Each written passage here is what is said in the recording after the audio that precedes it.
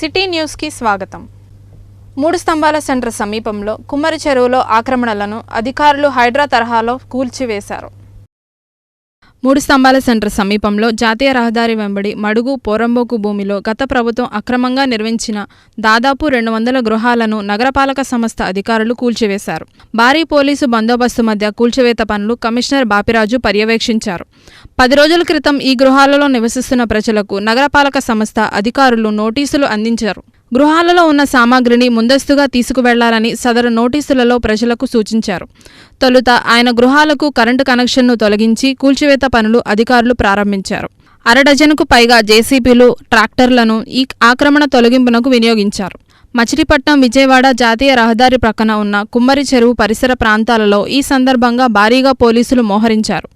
పలు ప్రాంతాలలో చెరువు ఆక్రమణలను తొలగిస్తున్న నేపథ్యంలో హైడ్రా తరహాలో ఈ కూల్చివేతల కార్యక్రమం కొనసాగింది. ఆక్రమణలో ఉన్న గృహాలను కూల్చివేయడంతో కట్టుబట్టలతో రోడ్డున పడ్డామని ఆ ప్రాంతవాసులు వాపోతున్నారు.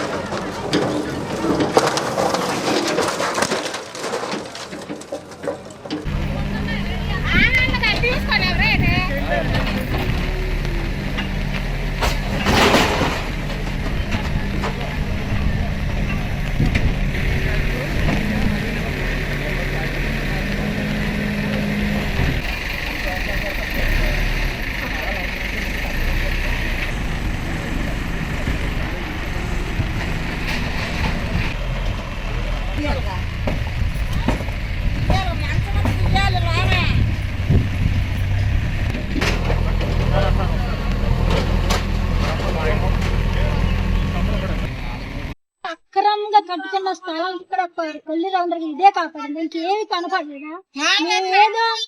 ఏదో గురించి ఆ ప్రభుత్వం అప్పుడు ఆనాడు అది చేసినప్పుడు తమ్ములు తిన్నాం, ఏం తిన్నాం. ఆయన అప్పుడు వల్ల కాక వెళ్ళిపోయాడు. ఆ ప్రభుత్వం వచ్చినప్పుడు మాకు ఇచ్చింది ఏదో చిన్న పమ్మ వేసుకోవడానికి పేదలకని ఇచ్చారు. ఏదో మేము ముక్కు చెవులు తాడుగా పెట్టుకుని తాకడ పెట్టుకుని బ్యాంకులో డబ్బులు తెచ్చుకుని ఏదో పూడ్చుకుని ఇల్లు కట్టుకున్నాం. మేము ఇది ఒక్కటే కాపాడిన ఆయనకి ముక్కులు పోసుకున్నాడు కళ్ళల్లోనూ. మరి ఈ వాళ్ళలో మాకు ఒక్క 2 రోజులు అవకాశం అడిగా, 2 రోజుల కన్నా ఒక 10 నిమిషాలు అవకాశం అడిగేది ఆయన. మరి వాళ్ళ పిల్ల జల్ల గర్భిణీలు ఉండారే వాళ్ళందరినీ వాళ్ళ నిలబెట్టాడు. మేము ఎక్కడికి వెళ్ళాలి? ఈ వాళ్ళు మాకు ఎక్కడ చూపిస్తారు దారి చెప్పండి. మేము ఈ వాళ్ళు ఇక్కడే కూర్చుంటామండి. మాకు ఏదో న్యాయం చేసేదాకా ఎవరు వచ్చి చేస్తారో వాళ్ళు వచ్చి చేయమనేదాకా మేము వాళ్ళని కూర్చుంటాం. పిల్ల జల్ల అందరూ ఇక్కడే కూర్చుంటామండి. అదే ఇంట్లోంచి రోడ్డు మీదకి వచ్చేసాం. మీ రోడ్డు మీదకి వచ్చేసాక మీరేం చేయాల్సలేదు. మేము అనుకున్నట్టు వచ్చేసాం.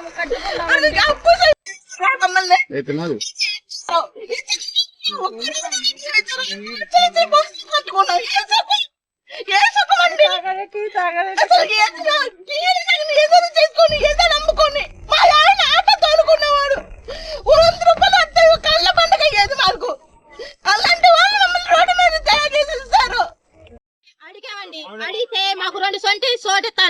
ఎవరు అడిగారమ్మా? ఎవరిని అడిగారు? తెలుగుదేశం పార్టీలో ఆయన ఉన్నారు కదండి అచ్చయ్య గారు, ఆ, ఆయన దగ్గరికి మరి ఇట్లా పడేసేస్తున్నారు ఏంటని అన్యాయంగా జరుగుతుందని మేము వెళ్ళి అడిగితే ఆయన ఏమన్నా అన్నాడు, మీ ఇల్లు మేము పడేపియ్యం, మేము ఎక్కడైనా సరే 2 సెంటు చోటు చూపించినాక మీకు పడేసేస్తామని అన్నారు. ఇవాళ వచ్చి తెల్లారు పాటుకు వచ్చి మేము ఎదురు పక్క పెంచి లెక్కోకుండానే మా ఇల్లు పడేసేస్తారు. మేము 4 లక్షలు 3 లక్షలు పెట్టి ఇల్లు కట్టుకున్నాం. మాకు ఏ న్యాయం జరుగుతుందో మీరు వచ్చి ప్రభుత్వం చెప్పిందని మీరు పడేశారు కాలేదంటలా. ఇప్పుడు మాకు ఏదైనా సరే ఈ ప్రభుత్వం వచ్చి మాకు ఏదో దారి చూపించాలి. మేము మేము అసలు ఎక్కడికి వెళ్ళాలి? మేము తాళ్ళు తాగడ పెట్టుకున్నాము, పగార దగ్గర పెట్టి ఏం పెట్టుకున్నాము. మాకు ఏదో ఒక న్యాయం జరగాలి, మేము జరగాలి. ఇప్పుడు మీరు పడేశారు. అక్రమ సంబంధం మోజులో పడి ప్రియుడితో కలిసి భర్తపై భార్య దాడి చేసిన ఘటన చెమ్మనగిరిపేటలో చోటు చేసుకుంది. అక్రమ సంబంధం మోజులో ప్రియుడితో కలిసి భర్తపై భార్య దాడి చేసిన ఘటన చెమ్మనగిరిపేటలో చోటు చేసుకుంది. చెమ్మనగిరిపేట గాంధీ విద్యాలయం దగ్గర జరిగిన ఈ ఘటనలో అక్రమ సంబంధం మోజులో అగ్నిసాక్షిగా పెళ్లడిన భర్తపై ప్రియుడితో కలిసి భార్య దాడి చేయడంతో భర్తకు తీవ్ర గాయాలయ్యాయి. తీవ్రంగా గాయపడిన అతనిని చికిత్స నిమిత్తం ప్రభుత్వ సర్వజన ఆసుపత్రికి తరలించి ఆర్పేట పోలీసులు కేసు నమోదు చేసి దర్యాప్తు చేస్తున్నారు. ప్రజల ఆకాంక్షలకు అవసరాలకు అనుగుణంగా కూటమి ప్రభుత్వం పనిచేస్తుందని టీడీపీ సీనియర్ నాయకుడు గొర్రెపాటి గోపీచంద్ అన్నారు. ప్రజల ఆకాంక్షలకు అవసరాలకు అనుగుణంగా కూటమి ప్రభుత్వం పనిచేస్తుందని టీడీపీ సీనియర్ నాయకుడు గొర్రెపాటి గోపీచంద్ అన్నారు. ఇది మంచి ప్రభుత్వం కార్యక్రమంలో భాగంగా 45వ డివిజన్లో జరిగిన కార్యక్రమంలో మున్సిపల్ మాజీ చైర్మన్ ఎం బాబా ప్రసాద్తో కలిసి ఆయన పాల్గొన్నారు. ఈ సందర్భంగా ఆయన మాట్లాడుతూ కూటమి ప్రభుత్వం ఏర్పడి 100 రోజుల్లో జరిగిన అభివృద్ధి గురించి తెలియజేశారు. 40 సంవత్సరాల సుదీర్ఘ రాజకీయ చరిత్ర కలిగిన ముఖ్యమంత్రి చంద్రబాబు నాయుడు ముఖ్యమంత్రిగా బాధ్యతలు స్వీకరించి రాష్ట్రాన్ని సంక్షేమ అభివృద్ధి పథకంలో తీసుకువెళ్లడానికి నిరంతరం శ్రమిస్తున్నారని ఆయన పేర్కొన్నారు. ఇది మంచి ప్రభుత్వం, ఎందుకంటే సంక్షోభంలోనూ సంక్షేమం అందించి అభివృద్ధికి రెక్కలు తొడిగి 100 రోజుల్లోనే మంచి ప్రభుత్వం అని ప్రజల చేత అనిపించుకుంటుందని ఆయన తెలిపారు. ఈ కార్యక్రమంలో division TDP in charge PV Phanikumar, Ravishankar, Vemuri Ramakrishna, municipal అధికారులు పాల్గొన్నారు. అన్నం పెట్టే ప్రభుత్వం రైట్. ఇక్కడ ఒక విషయాన్ని నేను గమనిస్తున్నా, ఆవిడకి పెన్షన్ కూడా రావట్లా. అప్లై చేసుకోవాలా కానీ ఆవిడ ఇంత ఉత్సాహంగా అన్నీ గమనిస్తుంది. ముఖ్యంగా పాపం ఆ తల్లి, నేను అనుకుంటున్నా మొన్న వరదలు వచ్చినప్పుడు చంద్రబాబు గారు పడిన కష్టం, ప్రజలని కాపాడటానికి ఆయన తీసుకున్నటువంటి చొరవ, 74 ఏళ్ల వయసులో ప్రపంచ చరిత్రలో ఒక ముఖ్యమంత్రి స్థాయి వ్యక్తి ఈ లోతు బురదలో దిగి ఎవరైతే ఇబ్బందులు పడ్డారో, ఎవరో ఆ వరద బారిన పడ్డారో వాళ్ళందరినీ పరామర్శించి అక్కడ పరిస్థితి చూస్తే చాలా భయానకంగా ఉంది. కరెంట్ లేదు, గ్రౌండ్ ఫ్లోర్ మొత్తం బురదతో నిండిపోయింది, పై ఫ్లోర్లోకి వెళ్ళిపోయారు, పయ్యాళ్ళకి సెల్ ఫోన్లు ఛార్జింగ్ అయిపోయింది, రావటానికి దారి లేదు, ఈ లోతు నీళ్లు ఉన్నాయి. అటువంటి దాట పడవ ఎక్కి తెల్లవారుజామున 3 గంటల వరకు ఆయన ప్రతి ఇంటిని టచ్ చేస్తూ, ఎందుకంటే బందర్ల నుంచి కొంతమంది విజయవాడ పిల్లనిచ్చిన వాళ్ళు కానీ లేదా ఉద్యోగ ఉపాధి రీత్యా పెద్దవాడ కూడా నిలబడతాం అనేది జరిగింది. అంతేకాకుండా అన్నా క్యాంటీన్ 5 రూపాయలకి ఉదయం పూట టిఫిన్, మధ్యాహ్నం పూట పోయినా 5 రూపాయలు, మళ్ళీ రాత్రి పోయినా 5 రూపాయలు, రోజుకి 12 మంది తింటున్నారు. గతంలో వికలాంగులుగా ఉండి ఇంట్లో వంట చేసుకోలేని పరిస్థితిలో, భార్య లేని పరిస్థితిలో చాలామంది వెళ్ళి అక్కడ భోజనాలు చేస్తున్నారు వాళ్ళ. అట్లాగే భర్త లేకుండా భార్య ఉండి అనారోగ్యంగా ఉండి వంట కూడా చేసుకోలేని పరిస్థితిలో వెళ్ళి అన్నా క్యాంటీన్కి వెళ్ళి భోజనం టిఫిన్ చేస్తున్నారు. మరి ఈ రకంగా అన్నా క్యాంటీన్ పేదవాళ్ళకి, పనిచేసుకునే వాళ్ళకి, మరి ఏదైనా అనారోగ్యంగా ఉంటే వెళ్ళి అన్నా క్యాంటీన్లో 100 రూపాయలు పెట్టి మేము బయట భోజనం చేయమండి అని అన్నా క్యాంటీన్కి వెళ్ళి భోజనాలు చేస్తున్నారు. ఇది ప్రజాప్రభుత్వం, మంచి ప్రభుత్వం. ఎన్నడూ పేద ప్రజలకి అండగా ఉండాలి, పేద ప్రజలకు సేవ చేయాలనే ఉద్దేశంతో చంద్రబాబు నాయుడుకి కార్యక్రమాలను కూడా చేపట్టడం జరిగింది. అంతేకాకుండా గతంలో మీ ఆస్తులు, మరి జగన్మోహన్ రెడ్డి గారు ఏం చేశారంటే లైన్ టైటిల్ యాక్ట్ అని పెట్టి మన ఆస్తులను కూడా వాళ్ళ పేరు మీద పెట్టుకుని తనఖా పెట్టుకుని డబ్బులు వసూలు చేద్దామని చూశారు. ఆ దోమలతో జ్వరాలు ఎన్ని వస్తున్నాయని చెబితే మున్సిపాలిటీలో మరి సచివాలయ సిబ్బంది సహకారం, మీ అందరి సహకారంతో పెద్దల గోపీచంద్ గారు, మరి మంత్రి రవీంద్ర గారికి చెప్పి, బాబా గారు అందరూ కూడా రవీంద్ర గారికి చెప్పి 36 గంటల పాటు ఆ చెరువులో నీళ్ళన్నీ కూడా తోడిచ్చారు. అలానే జిల్లా కోతికెళ్లే దారిలో సిడింబి అడ్డారంలో డ్రైన్లు తీయడానికి కూడా ఓ పక్కేమో వైసీపీ కార్యాలయం కట్టేశారు, ఓ పక్కేమో అటు పక్క ఇబ్బందులు ఉన్నాయి. షాపులు పెట్టుకుని వాళ్ళ పొట్టగొట్టకూడదు, మరి వాళ్ళకి ఇబ్బందులు ఉన్నాయి. మనుషులతో మున్సిపల్ కమిషనర్ గారు కానీ రవీంద్ర గారికి చెప్పని అనే గోపీచంద్ గారు, బాబా గారు వీళ్ళంతా కూడా మనుషులతో మరి గత 10 ఏళ్ల నుంచి ఆ డ్రైన్ తీయకపోతే ఆ డ్రైన్ మరి ఇప్పటికి మనుషులతో ఇప్పటికి కూడా ప్రజెంట్ ఈ రోజు కూడా స్టిల్ వారం రోజుల నుంచి తీస్తున్నారు. అలానే మీరందరూ ఇక్కడ సెల్ టవర్ ఇబ్బందిగా ఉందన్నారు. ఆ విషయాన్ని ఏమంటే మరి పెద్దలు రవీంద్ర గారి దృష్టికి, గోపీచంద్ గారి దృష్టికి కూడా తీసుకెళ్ళి మరి ఇంటి ఓనర్ గారితో కూడా మాట్లాడాం. ఆయన ఇవాళ రేపట్లో అది క్లీన్ చేస్తానన్నారు ఖచ్చితంగా. నిన్న కమిషనర్ గారు కూడా స్పందించి మరి వెంటనే ఆ సెల్ టవర్ యాజమాన్యాన్ని నోటీస్ ఇవ్వడం కూడా జరిగింది. నిన్న సాయంత్రం మీరంతా చూశారు. ఆ టవర్ కూడా ఇంటి ఓనర్ గారు కూడా అడిగారు, నాకు తెలియక ఏదో పెట్టాను, నాకు ఫోన్ చేశారు ఆయన పొద్దున, నేను క్లీన్ చేస్తాను మీరు తీసారు.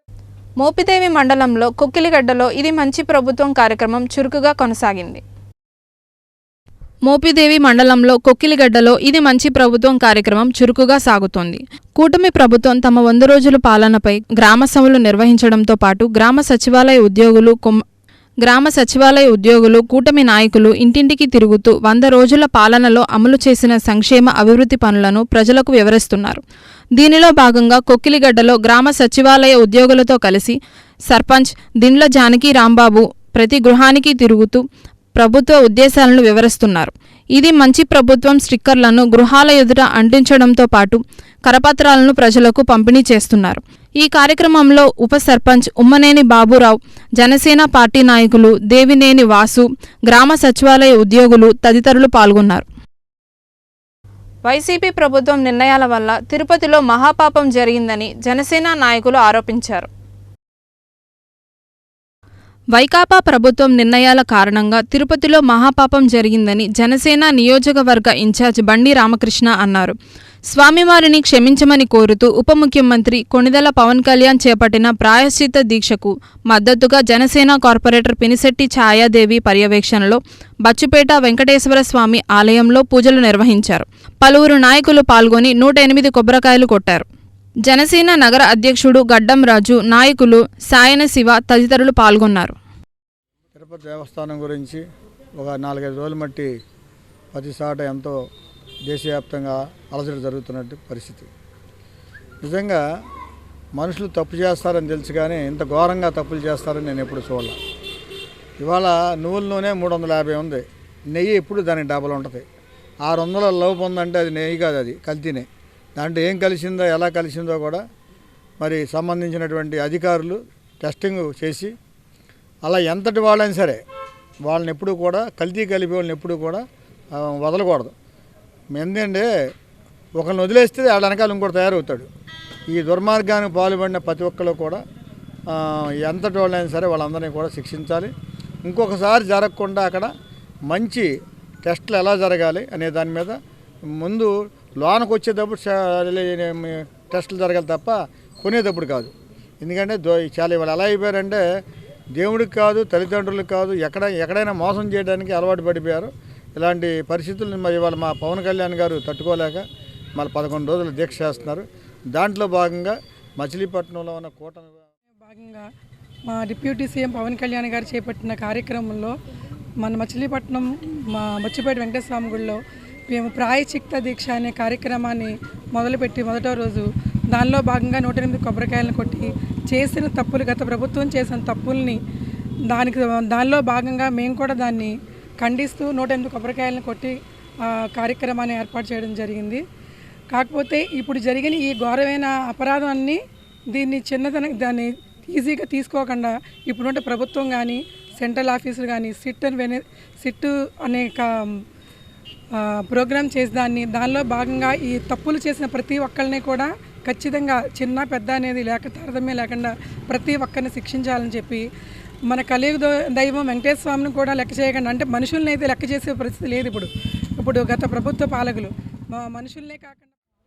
మన ఆంధ్రప్రదేశ్ వైపు చూస్తున్నాయి అంటే కలియుగ దైవం వెంకటేశ్వర స్వామి తిరుపతిలో మరి వారు కొలువై ఉన్నటువంటి విషయాన్ని మనందరం కూడా గర్వించవలసిన విషయం.